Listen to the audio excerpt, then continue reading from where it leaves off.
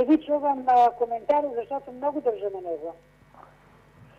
Много ми се искат точно този площад, където това кръстовище, да се нарече и там вие да намерите място. Може би точно, дето беше наистина един много хубав паметник на Мара Малеева, която няма значение какво, но имам високо мнение за нея. Това, което съм чула и много чела. На това място, там сега дека пилитата грил, там беше паметник на Мара Малеева. Добре, изключвам, защото много почти не ви разбирам и не знам какъв е проблема. Така, аз за пръв път чувам, че имало площад Борис Христов. Вие мислили сте евентуално там да си... За друго място ли не? Не. Тоест за вас това е най-доброто място. Мара Малеева, на място на Мара Малеева. Между другото, ние правихме един дебат за нови и стари имена на площади и хората, Мара Малеева така бяха свикнали с това име. Чак толкова да прегрешила. Да, тя остави...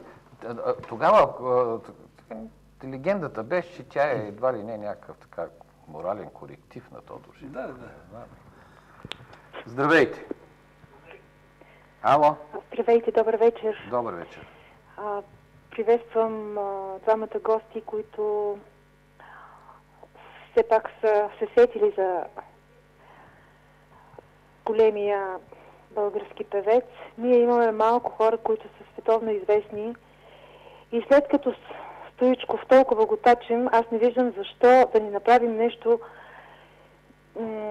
за този голям българин. Ако общината няма пари, а пък аз разбрах, че там е пълен хаос. Въобще те не знаят какво имат, колко пари имат, къде са отишли. Днеска беше голям смях.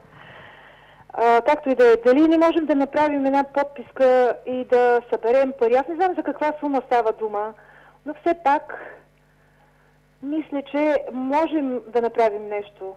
Добре, това е добра идея, но все пак трябва да има фронт. За каква сума горе-долу става? Това е малко относително. Първоначално архитект Маринов да каже с по-глобалния си поглед. Да, наистина сумата може да стане ясна след като се направи проект. Но в всички случаи става дума за пари, които са около 20 пъти по-малко от парите, които се дават, да кажем, за довършването на бившия колодрум, който сега ще бъде спортна зала с неясни функции, но с 8000 места. Значи говорим за максимум, съвсем недро с дебелия молив, около 400 000 до 500 000 лева. Да, което мога да съберат. Сега искам и аз да кажа една дума в подкрепа на паметника. Сетих се нещо друго, че обикновено винаги има такива инициативи за паметници на владетели. И ако може да са на кон, нали? Това е много важно, нали? И на около пешаци. Да са на кон, да са сабята и ако може да гледат към Цариград, нали? Примерно, нали? За първ път така, като се изключи, може би, Сашо Сладура, ако това е паметник на Сладура, нали? Това не е точно този жанр. Имаме една идея за човек на духа, нали? На изкуството, което доста рядко се случва. И Цанко Лавренов също. И Цанко Лавренов. И когато Пловдив кандидатства за столица европейска на... А Цанко Лавренов също ли е с пари на Георги Лазаров?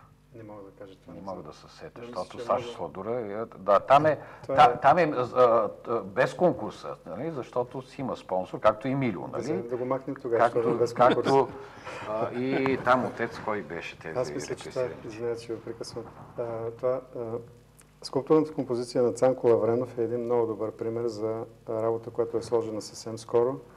Мисля, че пространствено много добре се връзва и се вписва в движението на пешеходците, като мащаб е много добре направен и като пластика е много добре направена. Здравейте! Здравейте! Като пловдивчанка адмирирам това нещо, защото малко пловдивчани са с известността на Борис Христов, на самишлениците, които мислят така както аз мисля и които са във вашето студио, искам да им подскажа, те вероятно знаят, че в София има къща музей на Борис Христов и е учредена там фондация Защото в тази къща музей са събрани много, много, много неща. Не мога точно да ви кажа на коя улица се намира, но при добро желание винаги може да разберат те самите. Тази фундация вероятно разполага и с някаква средства, защото къщата музей функционира и в момента. И там стават най-различни изяви, продукции и концерти. Просто така е направено. То е като един малък палат направен. Така че възможно е да се свържат с членовете на фундацията и да почерпат малко идеи и от тях и разбира се да се вземе съгласието на останалите живи негови наследници. Вероятно има такива. Добре, аз не вярвам някакво. Аз да кажа веднага. Значи фундацията е със седалище в Стара Загора. И има, ние сме в течение, но държахме това нещо да тръгне от Пловдив. Не пак, нали, обяснявам. Но не да тръгнем от фундацията. Надявам се, приветства идеята. Но да тръгне от Пловдив, а пък фундацията ще привлечем. Тя е в Стара Загора е регистрирана, което е интересно. А стопанисва и музея в София. То, между другото, ако започнат да се събират пари, трябва да има едно юридическо лице, което да открие сметките, доколкото разбирам. Нали? Дали ще бъде фундацията или някаква друга пловдивска, не знам. Здравейте! Намалете звука. Здравейте. Ало? Да. Ало? Намалете звука на телевизора. Зараз сме се включили. Аз съм го намалила на нула. Не мога, така не се чува. Не може да се... Първо изключвайте звука на телевизора и слушайте в слушалката. Така, сега ще продължим да вдигаме телефона по тази тема, но да използвам случая, че тук е архитект Маринов и да кажем няколко думи за гребния, как беше, втория гребен канал. Дублиращия гребен канал. Изчакайте маничко. Сега, какво там има вече конкурс и докъде стигна конкурса? Така ли? Значи малко, да кажем, малко история. Да. Този гребен канал, като го правихме 85-6-7 година, той е съобразен с всички изисквания. Първо, гребането трябва да кажа, че е два вида. Едното е академично гребане, където гребците стоят с гръб към движението и гребат назад. Там дистанциите са 2000 метра. Другото е кану и каяк. В кануто стоят на коляно и гребат с едно гребло. В каяка стоят седнали и гребат с гребло с две лопати. Там дистанциите са 1000 метри надолу. Според последните изисквания, които са актуални към днес, минималната ширина на канал, който отговаря на всички изисквания, е 135 метра. Тоест, единия коридор трябва да има 6 коридора, единия коридор 13 метра и половина, плюс 2 резервни 8, плюс 2 за отиване и връщане и загряване 10, по 13,5 135 метра. И на този канал могат да се правят първенства. От 2000 година обаче се препоръчва да има допълнителна водна площ, която да бъде използвана за загряване преди състезание на гребците, при големи състезания и за разпускане след финала. И се препоръчва тази гребна площ да бъде... Има два варианта за изграждането.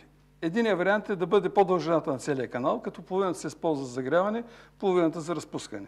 Другата възможност е да бъде по дължина половината, защото те 500 метра стигат за загряване и за разпускане, да бъде малко по-широка, да може да се ползват за тази цел, за която става дума. И на тази база беше направено задание от общината, беше обявен конкурс, който буквално утре финишира. Има допуснати два проекта. Утре ще се реши кой проект може да влезе в употреба. Аз да кажа, че още един път да повторя, че канала в този си вид не е извън правилата. Напротив, той си е вътре. Така че дублиращия канал е една екстра, която обаче е като шибидак на Мерцедес или нещо такова. Второ искам да кажа, че не знам дали спомняте, когато 1987 година правихме проекта, тогава с първото така протестно движение екологично беше оглавено тук в Пловдив от Вирислава Дърева, после Стефан Продев, лека му пръст. И тогава в полемиката се стигна и дърветите, които трябваше да бъдат отсечени, се оказаха 1700. Сега искам да кажа, че за този канал бройката на отсечените дървета доста ще надхвърли тази. Второ, там има една част, която е лонгозна растителност, която е в така наречената натура, защитна програма, която също представлява някакъв проблем. Трето, мостът, който се явява на пътя с неговите основи, тъй като мост е натегната виришка, двата фундамента го държат, така да се каже, опънат, също представлява проблем и влизането в река Марица при заобикалянето на моста също представлява някакъв проблем. Така че да се надявам, че пък също и количеството вода, което ще бъде предназначено за допълнителния канал при пълненето, също представлява някакъв проблем, защото водата все повече и повече намалява. И тук искам да върна, преди 3 години аз бях направил по идея на Иван Попов, който сега е вице-президент на Федерацията по гребане, Марица, чието нов укрепването, т.е. коригиране на брега, с една подпорна стена, както е в рамките на града, беше стигнало до Железния мост. По проект това нещо трябва да продължи до другия край на канала срещу новите квартали. Между тази нова стена и старата дига на Марица има около 50 метра разстояние, което естествено, ако това укрепване на Марица беше довършено до там и само бяха направени връзки с старта и финала на канала, дървета нямаше да се секат, нямаше да се копае нищо и включително с един куршум ще да се ударят и 2 заека. И Марица да бъде укрепена и да се получи този дублиращ канал. Но тогава, за жалост, властта в държавата беше една, тук в Пловдив беше друга, те бяха в противоречие и не можа да се стигне до решение. Аз не знам дали това, което донесох... Някакъв видеоматериал донесе архитект Маринов. Колеги, пуснете го. Той го озвучен ли или вие ще го коментирате? Ами ще го коментирам, да. Добре. И буквално утре ще се взема последното решение. Ето, тук се вижда много добре какво е място на канала в градската структура. И най-ценното на този канал е, че той от всякъде е заобиколен с високи дървета, с гора.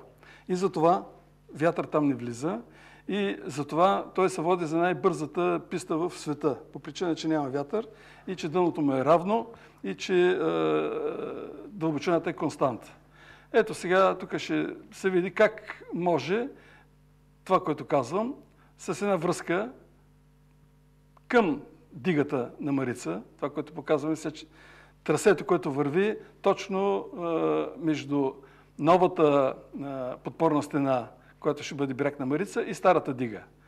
Естествен, готов, изкопан улей и единственото, което трябва, ето тук да влезе и да се вържи с съществуващата гребна база. Но, пак повтарям, тогава държавата и само с 2 моста, за да може да това, което е неминуемо изискване. И това, което сега са търсени като атракция, като допълнителна площ и това, че Марица по някакъв начин да бъде привлечена в целия този ансамбъл, можеше да стане. Пример го давам само като една алтернатива, която така беше отиде в историята, преди да е влязъл вътре. Така че утре имаме два варианта. Да, утре има 2 варианта, които са по 2 възможни варианта, които така да се каже, Световната федерация препоръчва, да видим какъв ще бъде избора. Също последното, което не е последно, е, че парите за този канал са предвидени да бъдат дадени по програма Джесика. Но програма Джесика, тя не е дарителски фонд. Те се връщат. Това е един заем, който наистина е по-ниско лихвен, който се обслужва от Société Générale банката, но които се връщат с съответните лихви и така нататък. Така че и стойността, в крайна сметка, тя няма да бъде дар от Брюксел, както обикновено се казва, а ще си бъде нещо, което пловдивчани специално ще има да връщат съответно с поколенията. За гребния канал... Имам чувство, че вие много не сте възторжен. Така. Ами аз, както се казва, без коментар, както казват... Защото тук на тази маса сме дискутирали с други гости и аз за пръв път от вас чух, че и беше поднасена идеята, ако не се лъжа, че това е безалтернативно, ако искаме да развиваме.